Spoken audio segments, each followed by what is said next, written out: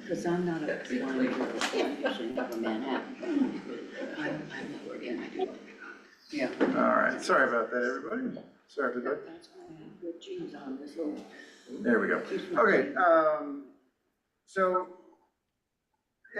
oops. Oh, forgot to go. All right, so now we're gonna share our screen, get to Holy Week. There we go. All right. Boy. There we go. All right.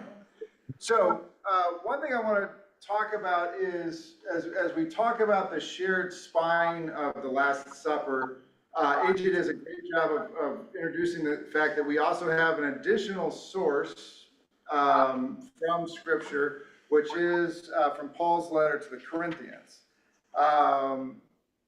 And so the narrative that Paul shares with his followers is at a meal before his betrayal, Jesus institutes the Eucharist by giving thanks, breaking bread, which he identifies with his body, takes the cup and pronounces it as a new covenant in his blood. As we talk about kind of, as you probably have been able to tell, I really am interested in sources when it comes to the New Testament. Matthew, Mark, Q, all these sources. It is really important to know that it is no coincidence at all that Luke and Paul agree with each other about using this language of a new covenant. Remember, Luke, the Gospel of Luke, is the first half of a two-part story. The first half is the gospel, the second half is the Acts of the Apostles. By the time you get late into the story of Acts, Luke lets this little identity secret slip out, and he's talking about Paul and I went on a missionary expedition to the Isle of Crete, right? So Luke is a close follower and probably secretary for Paul. So for Paul and Luke to use this covenantal language about the Eucharist is absolutely surprising to no one. They both, Luke gets much of his information from Paul, not just about Acts, but also about the gospel as well. So I just wanted to highlight that because I don't think it was as clear as it could be in the book. And so let's talk about whether or not we need to harmonize the story.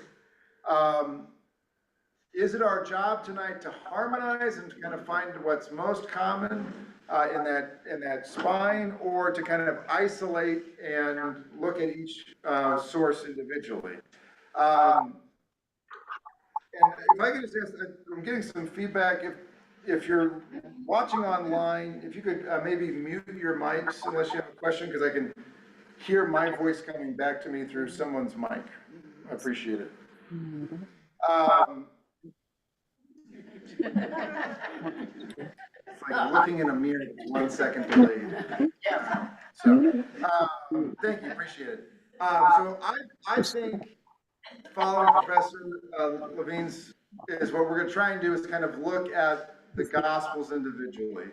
We'll talk about why the differences matter, but the goal is not to harmonize. The goal is to ask why do these differences matter for the evangelists.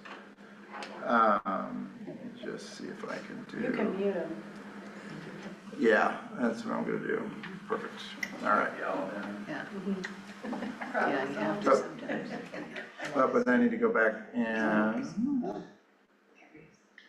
one of these days I'm going to get this computer figured out totally. All right. Okay, so the first question we need to ask is, when is this supper happening? Because it's a difference. The difference is actually more than just calendrical, it's actually theological. So as AJ says, the synoptics, Matthew, Mark, and Luke, have a different account than John as to what day of the month of the Jewish calendar of Nisan, this dinner takes place. All four Gospels agree that Jesus died on a Friday. They do not agree if that happened on the 14th or the 15th of the month. Does that make sense intellectually? We're not talking about the day of the week. We're talking about the day of the month. So it's either the 14th or the 15th, and I'll explain why in a slide. And this difference of dating has really significant theological and practical effects. So in the synoptics, what Matthew, Mark, and Luke believe is happening is, so right now, this is just about perfect timing for this example. We are very, very, very close to what we would consider in our culture midnight, right?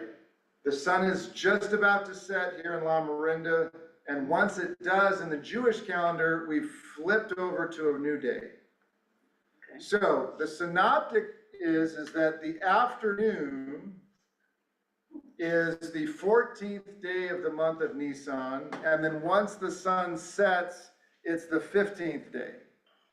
Yes. So what that means is that for Jesus and his disciples, this is a literal Passover meal. The Passover is not just a dinner that remembers the past. In Jewish liturgy, at a Seder meal, the Haggadah, which is kind of the instruction manual for the Passover meal, it invites all of the participants in every generation. Each person is obligated to see themselves as if they personally were leaving and escaping Egypt. Not to our Jewish ancestors, to us in the present tense. And this story is rehearsed so that in every generation is entering it as participants, not as spectators. I think that's probably the most important kind of liturgical thing to recognize here, is that the Passover meal invites you into the story of salvation as a participant. With that, Jesus takes this meal, which is already a meal that is couched in the context and language of liberation, of covenant, of rescue from death. And so Jesus says, this is the setting for this new thing. That the blood that was shed by a sacrificial lamb is now my blood. Do this in memory of me. So all of the memory, this is one of my favorite church words. So we've all heard of amnesia, right? That's when we forget something. There's anamnesis, which is the remembering of something. So the anamnesis is one of the most important parts of our Eucharistic prayer. We remember. That's what's important. What Jesus is inviting us is to remember this, particularly in its context of liberation, of rescue from death, of covenant. There is this story of blood and covenant and liberation. These same things are now going to be centered around.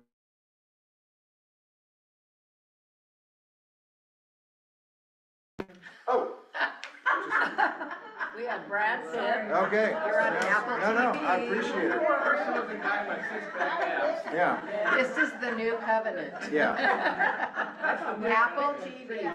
Yeah. I'm just glad. So for those of you online, as you may have heard, my screen just swaps to Apple TV. I'm just really glad that those were just stills, because Yes. I've seen the trailer for that show and it's pretty risque to show it to you. Yeah. You thought last week was inviting an ecclesiastical trial. Back. All right, well. Okay, so I'm gonna do this. I'm really excited about that TV show, people. All right, let's see if this fixes it. Yeah, exactly. All right, there we go, all right. Back to Brad Pitt. Let's go back to Brad Pitt, all right. The Brad Pitt, that,